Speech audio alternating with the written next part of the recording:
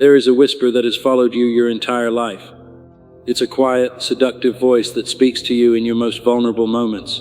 When the alarm clock rings in the cold, dark morning, it whispers, "Just a little longer."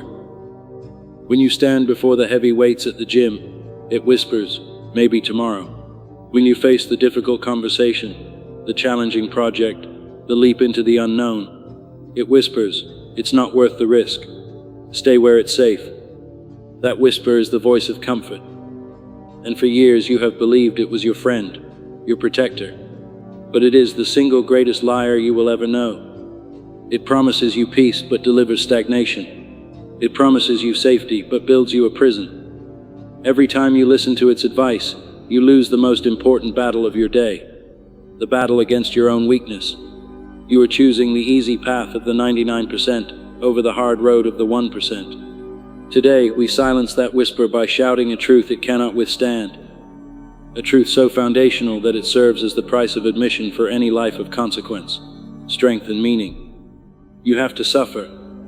This isn't a call for misery. It is the formula for growth. It is about chosen suffering. The deliberate, voluntary act of stepping into the arena of discomfort. It is the friction that creates the pearl. It is the pressure that turns coal into a diamond. It is the fire that forges steel. It is the conscious decision to hunt for the struggle, because you understand that the struggle is the only thing that can make you strong enough for the life you desire. We live in a world that is terrified of this truth, a world that sells you the grand illusion of a frictionless life, where every discomfort can be soothed and every challenge can be bypassed. It wants you to live in a climate-controlled room, shielded from the reality of the storm outside. But an animal raised in a cage is not prepared for the wild, and a person who has never been tested is not prepared for life. And here's the cold, hard reality. Nobody cares about your comfort. The world doesn't care about your excuses or the whispers in your ear. It rewards effort. It respects strength. It pays for results. And all of those things are born exclusively from struggle. So you stand at a crossroads. The whisper is pulling you down one path. It's wide, easy, and crowded with everyone else who chose comfort. Its slope is gentle, but it leads to a cliff of regret you will not see until it is too late. The other path is silent. It is steep, narrow, and lonely. This is the path of chosen suffering. It will demand everything from you, but it does not lead to a cliff. It leads to the summit, where you will see not what you've avoided, but what you have become. The lie the whisper tells you is that you can avoid this pain, but you can't. You are going to suffer either way, because whether you choose the hard path or not, you are already in pain. The only question is, which kind are you going to choose? The pain of discipline or the pain of regret? The choice then is laid bare. Not if you will suffer, but how. You stand at this crossroads every single day, and the path you take determines not just what you achieve, but who you become. So let's be brutally honest about the two contracts you can sign with your life. Let's look them in the eye, read the fine print, and understand exactly what you are choosing when you answer that whisper of comfort. First, there is the pain of regret.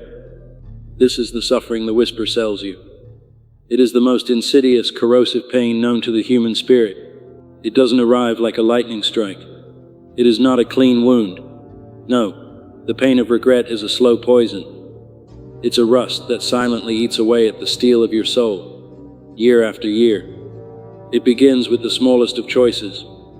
The snooze button, the skipped workout, the "I'll do it tomorrow." Each of these decisions feels good in the moment. It's a small dose of relief, a tiny hit of comfort. But each one is a thread you use to weave a heavy cloak, and one day you will wake up and find that you are suffocating under its weight. The pain of regret is the ghost of your potential. It's the phantom limb of the life you could have lived. It haunts you in the quiet moments. It visits you at 3 in the morning when the distractions of the day have faded and you are left alone with the truth of what you have failed to do. It's the bitter taste in your mouth when you see someone else achieve the very thing you told yourself was impossible. It is the hollow ache of knowing, with absolute certainty, that you had more inside of you, but you were too afraid, too lazy, or too comfortable to let it out. This pain doesn't build you. It diminishes you. It turns your memories into a courtroom where you are both the prosecutor and the accused. endlessly replaying the moments where you chose to stand still. It is the suffering of a victim, a passenger in your own life, a person who let the current of ease carry them to a shore of bitter disappointment. It is the pain of an empty legacy. This is the contract comfort offers you, a small measure of ease, today, in exchange for a lifetime of quiet desperation tomorrow. Now let's talk about the other path. Let's talk about the pain of discipline. This pain is different. It's not a poison, it's medicine. It's bitter on the tongue, but it purifies your system. It's not a slow rust, it's a blacksmith's fire. It is loud, it is hot, and it is uncomfortable as hell. But its purpose is not to destroy you. Its purpose is to forge you. This is the pain you choose. It is the pain that greets you when the alarm goes off in the dark and you force your feet onto the cold floor. It's the searing burn in your lungs when you push for one more mile. It's the mental exhaustion you feel after pouring every ounce of your focus into a single difficult task. The pain of discipline is honest. It meets you head on. It does not hide in the shadows of the future. It demands payment in the present. Every drop of sweat, every moment of struggle, is a direct investment in the person you are becoming. Unlike regret, this pain is productive. The soreness in your muscles is a trophy, a physical reminder that you are stronger today than you were yesterday. The fatigue from a day of relentless work is not a sign of defeat, but a signal of progress. This is the suffering of a warrior. It is the pain that builds. It tears down your weakness and replaces it with strength. It strips away your self-doubt and replaces it with undeniable proof of your own capability. When you choose the pain of discipline, you are not weaving a cloak of regret. You are forging a suit of armor. Each difficult choice, each act of defiance against the whisper of comfort, adds another layer of resilience. This pain does not create ghosts, it builds monuments. It leaves a legacy not of what could have been, but of what you willed into existence. So look at the two choices. The pain of regret is a debt you pay for the rest of your life, with interest that compounds daily. The pain of discipline is an investment you make now that pays dividends for the rest of your life. One leads to a hollowed-out version of yourself. The other leads to the strongest version of yourself. One is the suffering of shrinking. The other is the suffering of growth. You have to choose. In fact, you are always choosing, with every breath. You cannot escape it. So now that we have seen them for what they are, the choice seems obvious, doesn't it? We would all consciously choose the pain of discipline. So why? Why do so many of us wake up living in the pain of regret? Why do we keep defaulting to the path of comfort, even when we know its destination? It's because the whisper of comfort isn't just a voice, it's a place, a prison, so perfectly designed that its inhabitants don't even realize they are captives, a place we must learn to identify, to understand, and to escape, a place we call the comfort zone. And so we arrive at the source, the factory where the poison of regret is manufactured day after day, a place so cleverly designed, so masterfully constructed, that its inhabitants mistake their captivity for peace. This prison is not made of stone and steel. It is made of something far more powerful, your own desire for ease. Let's give it its proper name. We call it the comfort zone. But do not be fooled by the word comfort. It is not a warm blanket. It is a gilded cage. From the inside, the view seems pleasant enough. The food is predictable. The temperature is always perfect. And the predators of the outside world, failure, judgment, uncertainty, can only be seen from a safe distance. The whisper tells you that you are safe here, that you are secure. But what it never tells you is that the cage is shrinking, day by day, until there is no room left to move, no room left to grow, no room left to even breathe. Let's examine the architecture of this prison you call your life. The walls are not made of brick. They are made of your favorite excuses. I'm not ready yet. I don't have enough time. I'm not the kind of person who can do that. Each excuse is a brick, and every time you repeat it, you add another layer of mortar, making the walls thicker, higher, more impenetrable. The bars on the windows, they are not made of iron. They are forged from your routines. The mindless scrolling through social media that numbs your ambition. The television shows that offer a cheap escape from the life you are not living. The predictable cycle of work, eat, sleep, repeat. with no room for challenge, no room for anything that might disrupt the delicate, fragile balance of your ease. These routines feel harmless, but they are the bars that keep you looking out at a world you will never touch. And the guards that patrol the perimeter? The guards are your fears. The fear of failure, which tells you not to even try. The fear of what other people will think, which keeps you playing small to fit in. And perhaps the most terrifying guard of all, the fear of success. The fear that if you actually did break out, you would be forced to become someone greater, someone with more responsibility, someone who could no longer hide behind their own mediocrity. The genius of the comfort zone is its seduction. It offers a low-grade, constant hum of pleasure. The instant gratification of junk food, the easy dopamine of a notification, the hollow victory of winning a pointless argument online. It keeps you just satisfied enough to never truly question your circumstances. It whispers that this is good enough, that you should be grateful for what you have, convincing you to trade the soaring flight of an eagle for the predictable flutter of a chicken in a coop. The most dangerous part is the illusion of freedom. The cage has no visible lock.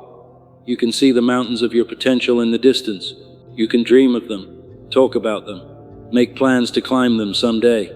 This gives you the false sense that you could leave anytime you want, but that is the ultimate deception. The moment you decide to actually walk towards the door, the moment you push against the invisible bars, that's when you feel the true nature of your imprisonment. That's when the guards of fear rush forward. That's when the walls of your excuses seem a mile high. That's when the whisper of comfort screams in your ear to get back inside where it's safe. And what happens to a creature that stays in a cage for too long? Its wildness dies. A lion raised in a zoo may look like a lion, but it has forgotten how to hunt. Its muscles have atrophied. Its instincts have dulled. Its roar is a performance, not a threat. This is what the comfort zone does to your spirit. Your ambition begins to atrophy. Your hunger for more is replaced by a mild, manageable appetite for enough. Your resilience weakens because you have never had to use it. And soon the very idea of the wild, the world of risk, of challenge, of suffering becomes so terrifying that you cling to the bars of your cage, grateful for the very thing that is destroying you. But even in the deepest corners of this prison, a flicker of light can appear. It starts as a quiet, gnawing feeling. A moment of clarity when you're lying awake at night. A spark of divine discontent. A feeling that despite all your comfort, something is profoundly wrong. It's the realization that the safety you've built is a tomb, and you are being buried alive in it. This feeling is not your enemy. It is the first sign of the key. It is the proof that the warrior inside you is not dead yet. Recognizing the cage is the first and most crucial step. You have to see the walls for what they are. You have to feel the invisible bars. You have to hate the taste of the predictable food. You have to become so utterly disgusted with your own self-imposed limitations that you are willing to do anything to break free. Because the key to this cage is not something you find. It's not something that will be given to you. The key must be forged, and it can only be forged in the one fire that the comfort zone is designed to extinguish, the fire of chosen suffering. So the truth is revealed. You are a captive, and the key to your freedom is not a gift to be found, but a tool to be forged in the very fire your prison was built to extinguish, the fire of chosen suffering. But what does this mean in practice? What does it look like to step into this fire? The whisper of comfort would have you believe it is a cataclysmic, impossible act. It wants you to imagine an inferno so terrifying that you retreat to the safety of your cage. But the fire does not start as an inferno. It starts as a single spark. The forging of the key does not begin with one heroic, life-altering event. It begins with a series of small, deliberate, and painful choices. It begins with the first strike of the hammer on the anvil of your will. That first strike happens in the dark. It happens when the alarm clock, that merciless sergeant of your ambition, screams you awake. This is the first battlefield of the day. Your bed, warm and soft, is the very heart of the comfort zone. It is the sanctuary of your weakness, and the cold, dark floor is the frontier of your future. The whisper is at its most powerful here. It screams, it pleads, it bargains with you. You need more rest. You work so hard. You deserve this. And every time you have listened, you have surrendered. But today, you choose the suffering. You don't negotiate. You don't hesitate. You act. You throw the blankets off and plant your feet on the floor before your mind can mount a defense. This small act, this first victory won in the silent darkness, is the first strike of the hammer. It sends a shockwave through your entire being. It is a declaration of intent. It is the raw, undeniable statement that you, not your feelings, not your fatigue, and not the whisper of comfort, are in charge. Winning this one battle doesn't just change your morning, it changes the entire trajectory of your day, because you have started it with proof that you can conquer yourself. The second strike of the hammer comes when you face your body. Your body is an animal that craves ease. It wants to conserve energy, to avoid strain. The path of discipline demands you defy this. Whether it's in the gym, on the track, or on the yoga mat, you must seek out physical suffering. I'm talking about the final repetition, when your muscles are screaming and shaking, and every instinct tells you to drop the weight. In that moment, you have a choice. You can listen to the body's desire for comfort, or you can listen to the spirit's demand for growth. You must choose to suffer. You must push for one more rep. This is not about vanity. This is about building a vessel that is worthy of your ambition. A weak body cannot carry a strong mind on a long journey. More importantly, this physical struggle is the most honest forge there is. You cannot cheat the final rep. You cannot fake the sweat. When you intentionally push your body to its limits, you are teaching your mind how to handle pain. You are building resilience that is not theoretical, but cellular. You walk out of that gym not just physically stronger, but with the unshakable knowledge that you faced a limit and broke through it. The third strike of the hammer is the most subtle, and in our modern world perhaps the most difficult. It is the suffering of focus. Your comfort zone is a carnival of distraction. The endless scroll, the binge-worthy shows, the constant stream of notifications. These things are the mental equivalent of junk food. They provide a cheap, easy high, but leave you malnourished and weak. To forge the key, you must be willing to suffer the pain of boredom. You must choose the difficult book over the easy video. You must choose to sit in silence with your own thoughts instead of drowning them in noise. You must choose to dedicate an hour of uninterrupted deep work on a single challenging task, fighting the constant itch to escape to something easier. This is a profound act of rebellion. In a world that is at war for your attention, choosing to control your own focus is the ultimate declaration of sovereignty. It is the act of training your mind to be a laser, not a floodlight. It is here, in the quiet suffering of deep concentration, that you sharpen your intellect and build the mental endurance required to solve the great problems of your life and work. The alarm clock, the final rep, the focused hour. These are the strikes of the hammer. They are the daily acts of chosen suffering, and you begin to realize the truth. The key you are forging is not a physical object. The key is the habit of choosing discomfort. The key is the muscle of your will, grown stronger with each repetition. The key is not something you have, it is something you become. You are not just forging a key, you are transforming yourself into the person who can walk out of any prison. You hammer away, day after day. The key begins to take shape. You feel the chains of your old habits loosening. The walls of your excuses start to crumble. And one day you walk to the door of your cage, this newly forged will in your hand, and you turn the lock. The door creaks open. Freedom is in front of you. But the moment you step out of the cage, you will find that a new enemy is waiting. An enemy that has been watching you the entire time, hoping you would never escape. An enemy we call the resistance. The door to the cage creaks open. For the first time you step out. The air is sharp, cold, and real. The perfectly calibrated temperature of your prison is gone, replaced by the unpredictable wind of the real world. For a moment, it is glorious. It is the feeling of absolute freedom. You have forged the key. You have unlocked the door, and you have taken the first step. You have won. But that feeling lasts only for a moment, because the instant your foot touches the wild ground outside the comfort zone, a new force makes its presence known. It is a pressure you have never felt before. It is a silent, invisible, and relentless wind that seems to blow from all directions, pushing you back towards the familiar safety of the cage you just escaped. This is the force we call the resistance.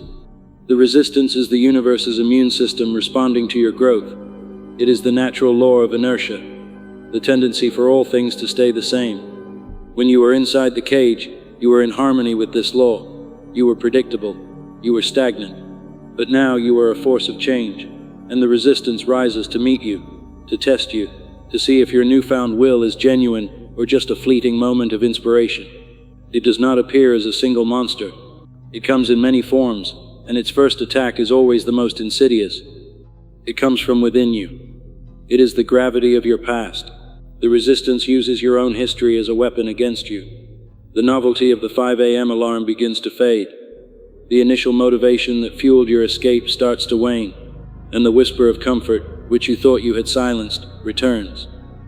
But now it is smarter. It doesn't just plead for rest. It tries to reason with you. It says you did it. You proved you could escape. You've earned a day off. One day won't hurt.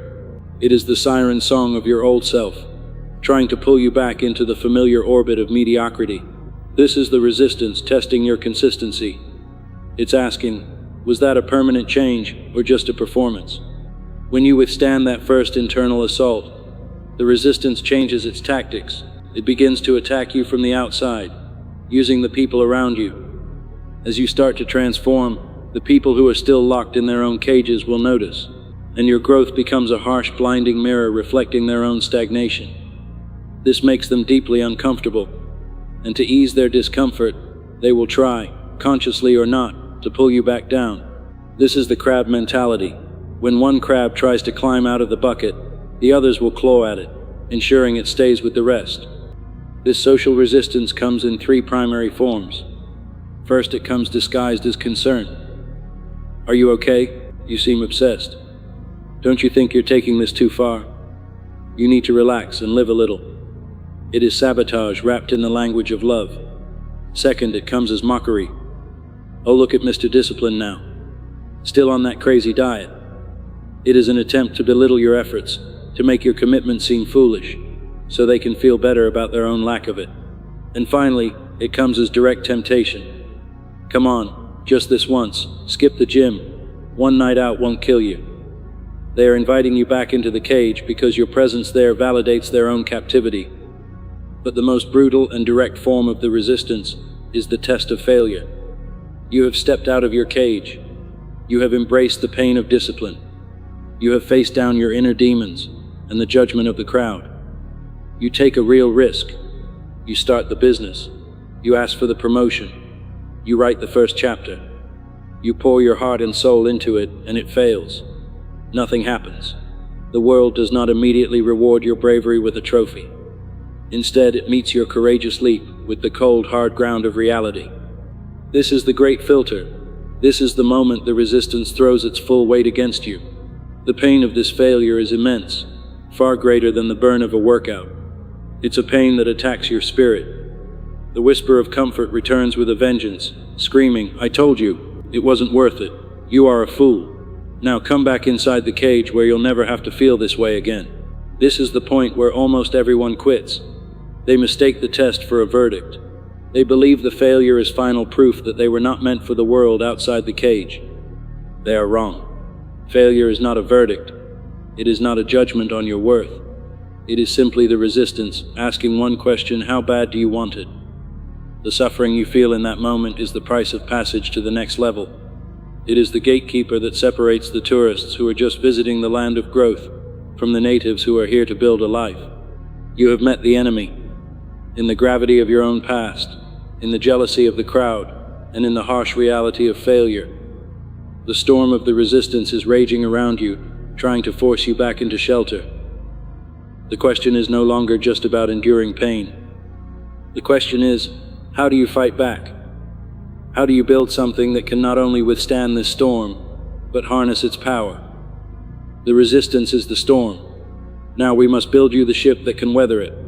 A vessel built not of hope, but of something far stronger. A vessel built of unbreakable, undeniable purpose. The storm is here. You have stepped out of the cage of comfort and into the howling winds of the resistance. The gravity of your old life pulls at your ankles. The voices of the crowd mock you from the sidelines, and the cold, hard ground of failure has met you on your first attempt. Everything is pushing you back. Every instinct screams for you to retreat to the familiar shelter you just escaped. Hope is a fragile thing in a storm like this. Inspiration is a flickering candle, easily extinguished. So what do you hold on to? You don't hold on, you build. You build a vessel capable of navigating this chaos. A ship designed not for calm harbors, but for the violent open sea of ambition. This vessel is not made of wood or steel. It is constructed from an unbreakable internal material. It is your purpose. Now we must be ruthlessly clear about what purpose is, because it is the most misunderstood concept in the world of growth. Purpose is not a goal. A goal is a destination on a map. I want to earn $1 million. I want to lose 50 pounds. Goals are important, but they are external. They are fragile. What happens when you hit a dead end on the way to your goal? What happens when you fail? For a person driven only by a goal, the journey is over. They retreat. The resistance wins. Purpose is also not passion. Passion is a feeling. It's the excitement, the fire, the emotional high of doing something you love. Passion is wonderful. It is a powerful tailwind. But passion is a fair weather friend. It is an emotion, and like all emotions, it is fickle. It comes and goes.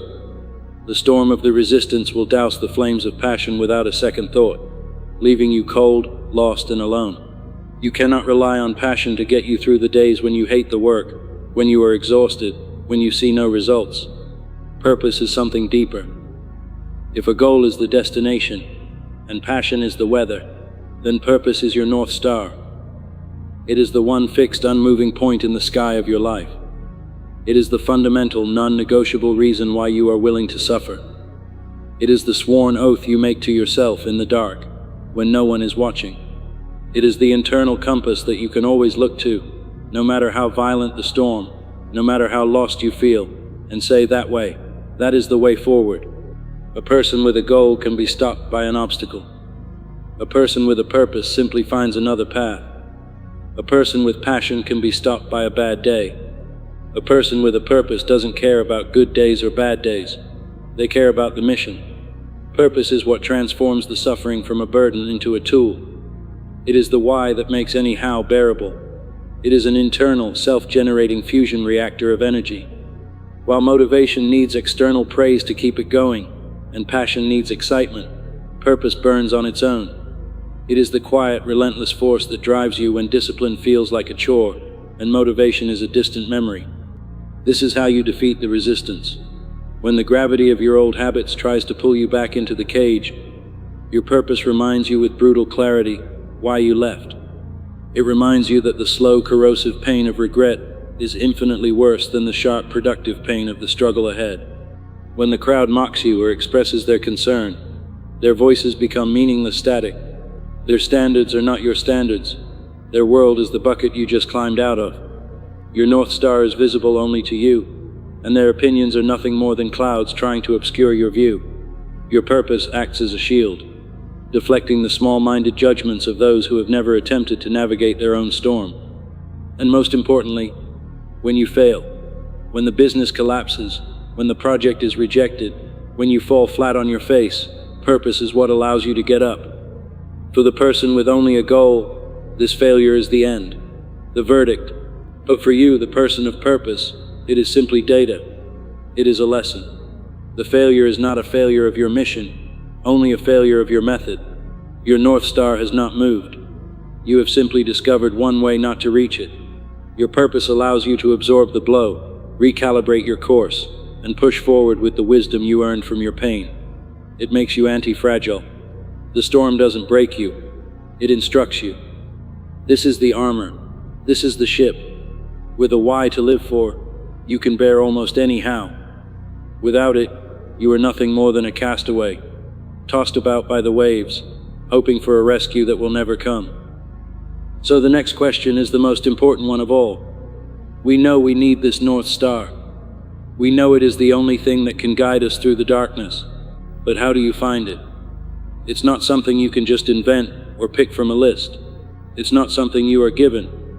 It's something you uncover. And you don't find it by looking up at the heavens. You find it by looking down into the abyss. You look into your own history, your own discontent, and your own scars. For your greatest purpose is often forged in the fires of your deepest suffering. And so we arrive at the great excavation. The cliffhanger from our last discussion hangs in the air. Your greatest purpose is forged in the fires of your deepest suffering. This is an idea that terrifies most people. We are taught to look for our purpose in inspirational quotes, in personality tests, in the advice of gurus.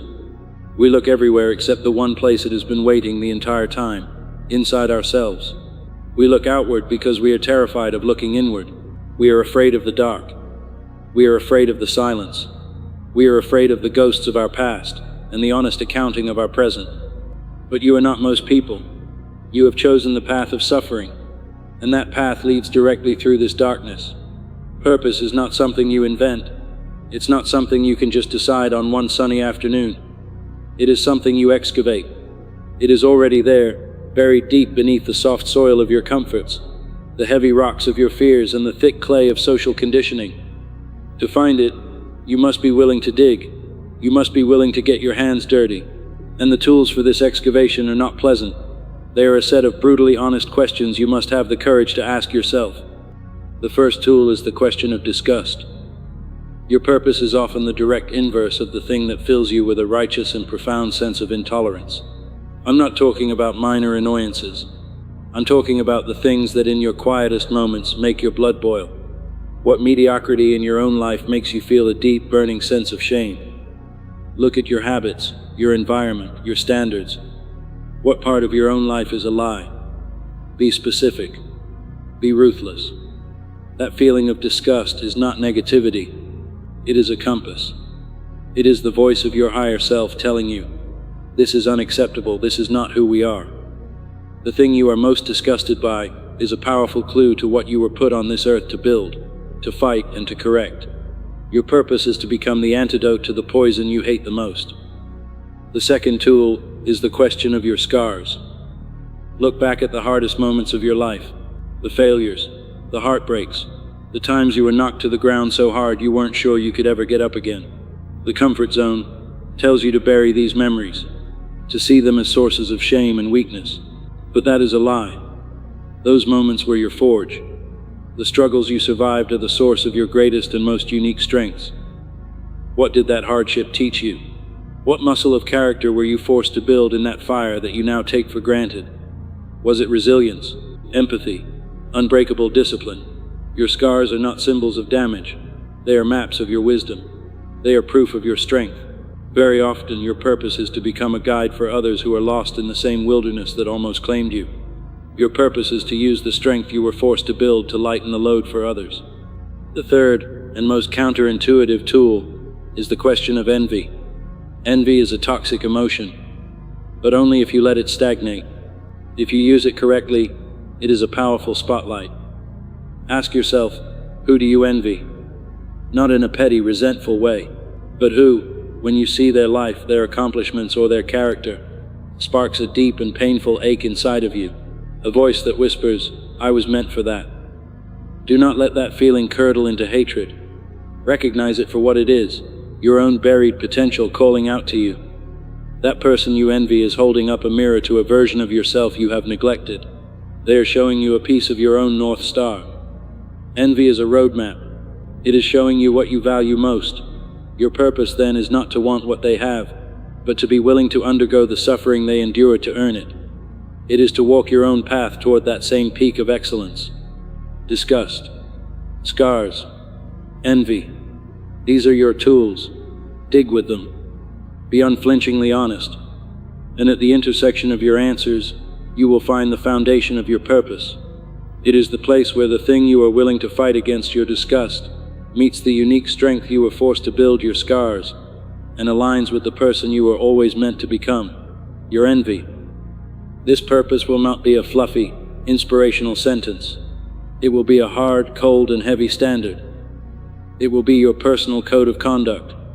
It might be, my purpose is to build absolute discipline and strength in myself, to become the antidote to the weakness I despise. It might be, my purpose is to use the lessons from my own failures to build something that prevents others from making my same mistakes. Whatever it is, it will feel heavy. It will feel real. And it will feel like it is worth suffering for. This is your North Star. This is the shield that will protect you from the judgments of the crowd. This is the engine that will drive you through the pain of failure. This is your why. But a why, no matter how powerful, is useless without a how. A vision without a strategy is a hallucination. You have unearthed the soul of your mission. You have found the fire. Now we must become architects. We must draw the blueprint. We must translate the poetry of your purpose into the brutal arithmetic of the daily fight. We must build your plan of attack. You have your North Star. You have descended into the abyss of your own history and forged a purpose that feels heavy, real, and worth the fight.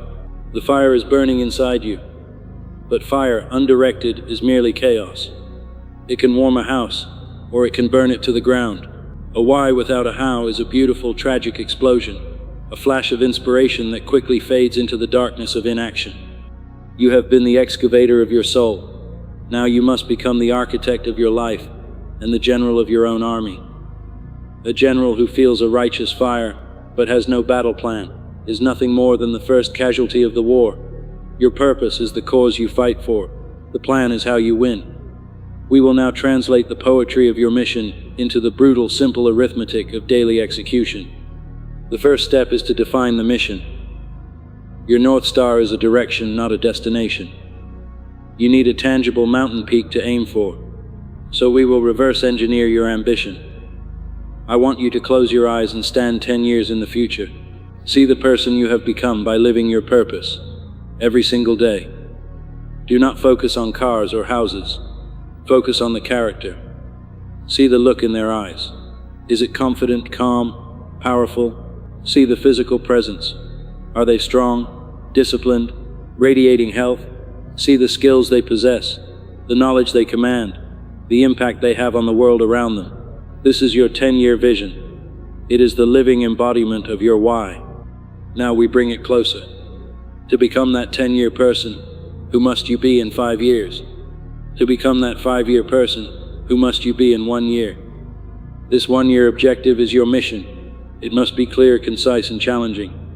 It could be, in 1 year I will have the physical discipline of an athlete and will have mastered the foundational skill of my new career path. This is no longer a dream, it is a target. The second step is to identify your key battlefields. No army can fight a war on 1,000 fronts. A winning strategy requires overwhelming force applied to a few critical objectives. Look at your 1-year mission. To achieve it, where must you absolutely win? You must choose no more than 3 battlefields. For most of us, they are the same. The first is physical dominion. You must turn your body from a liability into a weapon. It is the vessel that carries you through every other fight. The second is mental acuity. You must sharpen your mind, acquire lethal skills, and eliminate the fog of distraction. The third is economic power. You must build a foundation of resources that allows you to operate from a position of strength, not desperation. Every ounce of your energy, every decision you make, must be filtered through the lens of these battlefields. If an action does not lead to a victory on one of these 3 fronts, it is a distraction. It is enemy activity, and you must be ruthless in eliminating it. The third and most important step is to design your daily protocol. This is where the war is won or lost. Forget motivation. Forget inspiration. They are unreliable. You will build a system, a cold, hard, non-negotiable protocol of daily actions that, if executed, guarantee victory. This is the brutal arithmetic. This is you, the general, giving standing orders to you, the soldier. These orders are to be followed regardless of your feelings, the weather, or the whisper of comfort. Your protocol should be simple, consisting of 3 to 5 actions. For example, 1. Win the dawn. You will rise at 5 a.m. This is not negotiable. It is your first victory against your weaker self. 2. Suffer physically. For 1 hour, you will engage in deliberate, difficult physical training. You will sweat. You will hurt. You will prove to your body that it is a servant, not the master. 3. Forge your mind. For 1 hour, with no distractions, you will engage in deep work. You will study. You will practice. You will build the skills required for your mission. This protocol is your new religion. It is the minimum standard for your life.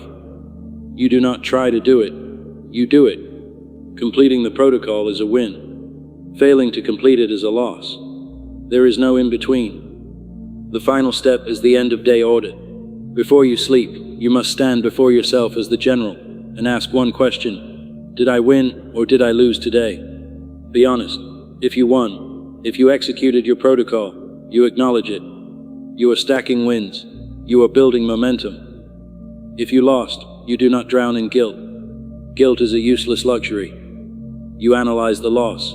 Where did the system break down? Why did you surrender? You collect the data. You adjust your strategy for the next day's battle, and you go to sleep knowing that the war continues at dawn. You will not lose twice in a row. This is the plan, the vision, the battlefields, the daily protocol. It is a machine you are building, a machine designed to transform you. It is logical. It is sound. It is powerful. But a machine is only as good as its operator. And even the most disciplined army can be broken by a single traitor in its ranks. And that traitor lives inside your head. You have the map. You have the orders. Now you must learn to command the soldier.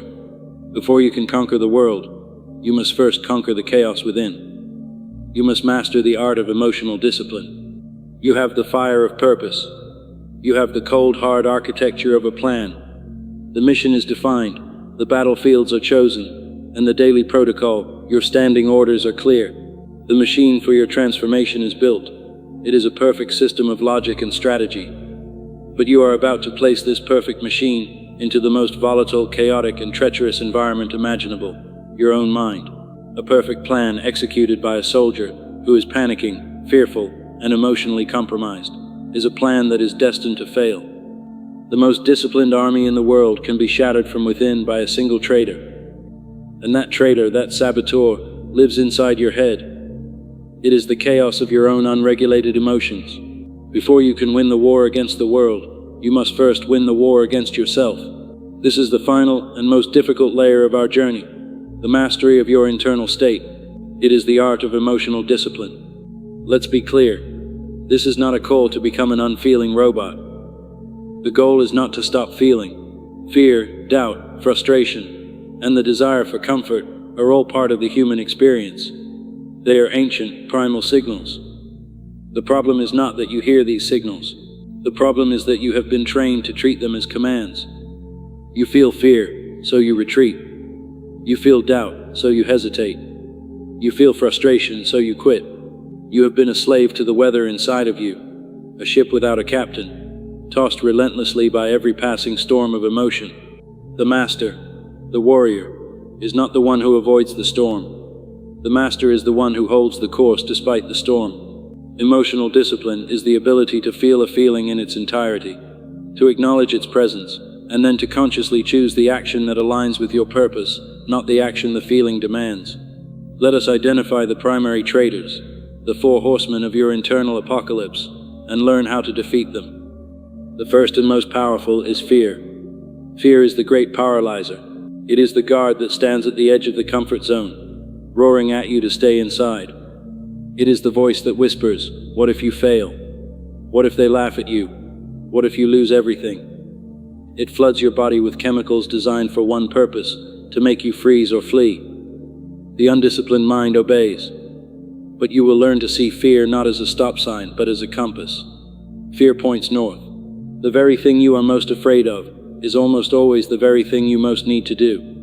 When you feel that primal signal of fear, you will not retreat. You will learn to say, "Ah, there you are. Thank you for showing me the way." You will treat fear as an advisor, not a commander. You acknowledge its warning. Yes, there is risk here, and then you take a deep breath, and you take the calculated step forward anyway. Action is the antidote to fear's poison. The more you act in the face of fear, the smaller it becomes, until it is no longer a roaring lion, but a yapping dog at your heels. The second traitor is doubt. If fear is a roaring lion, doubt is a venomous snake that whispers in your ear. It doesn't scream danger, it calmly and rationally questions your worth. Who are you to do this? You're not smart enough. You don't have the talent. You're an imposter and everyone is about to find out. Doubt attacks your identity. It uses your past failures as evidence against your future success. You cannot argue with this voice. You cannot defeat it with hopeful affirmations. You defeat doubt with one thing: proof. You defeat it with evidence. Your daily protocol is your evidence locker. Every single day that you execute your non-negotiables, you are gathering proof that the voice of doubt is a liar. You didn't feel like waking up at 5 a.m., but the evidence shows you did. You didn't think you could finish the workout, but the evidence shows you did. You build a case file against your own weakness, one daily victory at a time. You don't tell doubt it's wrong, you prove it wrong, relentlessly, until the mountain of evidence is so high that the whispers of doubt are crushed beneath its weight. The third traitor is frustration and impatience. This is the enemy of the long game. You have been following the plan. You have been suffering daily. You have been winning the small battles. But when you look up, the mountain peak of your vision still seems impossibly far away. The explosive growth of the bamboo tree has not yet happened. Frustration sets in. You think this isn't working. It's taking too long. This is the point where people abandon a brilliant strategy for a new exciting one, forever chasing novelty and never achieving mastery. The cure for this is a profound shift in your mindset. You must fall in love with the process, not the prize. You must learn to find a deep warrior satisfaction in the act of suffering itself. Your reward is not the distant goal. Your reward is the pride you feel after executing your protocol for the day. You must shift your definition of a win. A win is not, did I get the outcome I wanted? A win is, did I do the work I said I would do? By anchoring your emotional state to your daily effort, the one thing you can control, you become immune to the unpredictable timeline of external results. You learn to find joy in the climb, not just the summit. The fourth and final traitor is the eternal echo of the whisper, the craving for comfort. Even as you grow stronger, the desire for ease never truly dies. It waits for moments of weakness after a hard day, a small victory, a moment of fatigue, and it whispers, "You've been so good, you deserve a reward. Just this once, break the protocol, take the night off." This is the most dangerous traitor of all because it sounds so reasonable, but you must understand, your discipline is a fortress wall.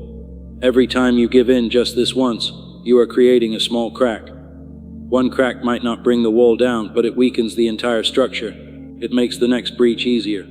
You must learn to derive a deeper, more profound pleasure from the act of denial than from the temporary satisfaction of indulgence. The greatest freedom is not the freedom to do what you want. It is the power to not do what you don't want to do. It is the power of self-mastery. Fear, doubt, frustration, comfort. These are the horsemen. And the ultimate weapon against them all is the practice of detached observation. You must become the witness to your own mind. Imagine you are standing on the bank of a river.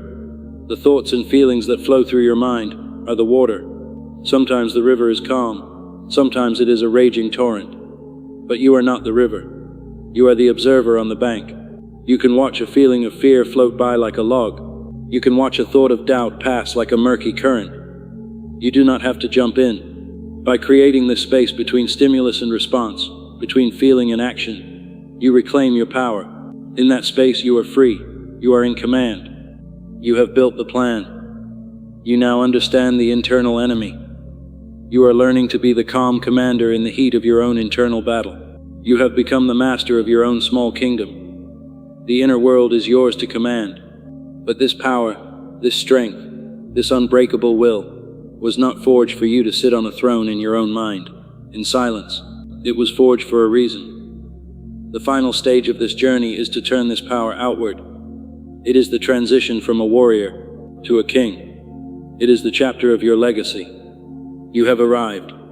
You have walked through the fire of chosen suffering. You have silenced the whisper of comfort and faced down the storm of the resistance. You have excavated a purpose from the bedrock of your own pain, and you have built the cold, hard architecture of a daily plan to honor it. You have stood as the observer on the riverbank of your own mind, the calm commander who is no longer a slave to the chaos of his own feelings. You have conquered your inner world. You have become the master of your own small kingdom.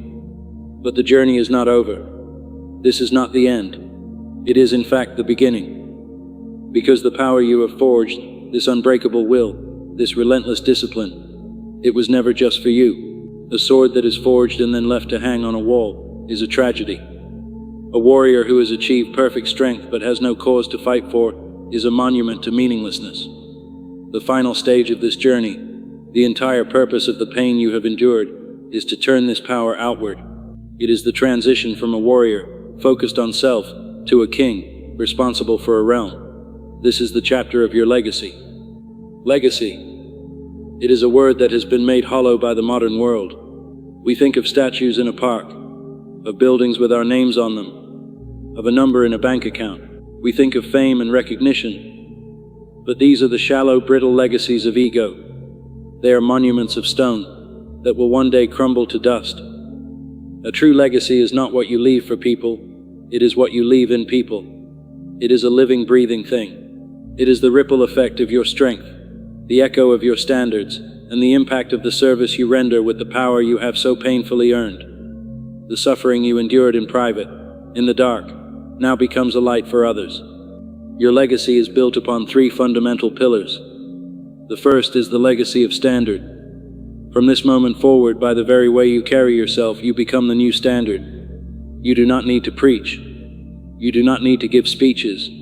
Your life is the sermon. When you rise at 5 a.m. while others sleep, you are the standard. When you choose the hard workout over the easy excuse, you are the standard. When you face adversity with calm resolve instead of panic complaint, you are the standard. Your discipline, your integrity, and your absolute refusal to accept mediocrity in yourself becomes a gravitational force. The people in your orbit, your family, your friends, your team, are forced to make a choice. They will either be inspired to rise to your level, or they will be forced to retreat from your light, because it exposes their own excuses too painfully.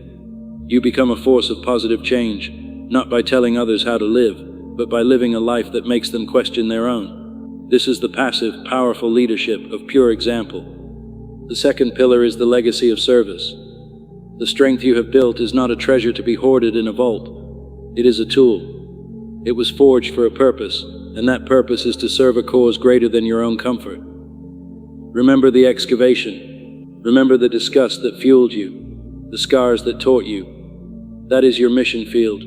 You must now take the unique strength born from your greatest suffering and use it to solve a problem in the world. Did you battle your own physical weakness? Then your purpose may be to inspire health in others. Did you overcome a devastating failure in business? Then your purpose may be to guide other entrepreneurs through that same darkness. This is the ultimate alchemy. You take the lead of your personal pain and you transmute it into the gold of service. This is where a life of meaning is truly found. The profound, unshakable fulfillment that every human being craves is not in what you get, it is in what you are capable of giving from the strength you have suffered to build. The third and final pillar is the legacy of the unbroken chain. This is your responsibility to the future, to your children, to your mentees, to the next generation that is watching you. You must teach them the truth, not with your words which are cheap, but with your actions which are undeniable. You teach them that comfort is a gilded cage. You teach them that discipline is the only true freedom. You teach them that suffering is not a curse to be avoided, but the necessary and beautiful process of becoming strong. You become a link in a chain of resilient, capable, and honorable individuals. The war you fought against your own weakness does not end with you. It becomes a generational victory, because you pass down not your fears but your strength, not your excuses but your discipline, not your comforts but your courage. The greatest legacy a man can leave is to make the people who come after him stronger than he was. This brings us to the beautiful, brutal paradox of our entire journey. The person who listens to the whisper of comfort, who dedicates their life to the pursuit of ease and the avoidance of pain, will inevitably end their days in the quiet, desperate, and inescapable suffering of regret, a life unlived.